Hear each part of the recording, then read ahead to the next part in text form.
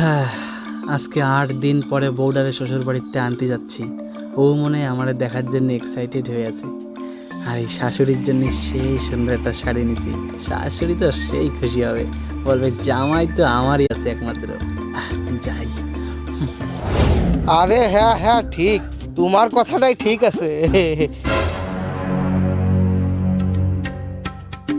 কি ব্যাপার শাশুড়ি মা, বাবা, আপনারা অবাক হয়ে তাহাই রয়েছেন যে?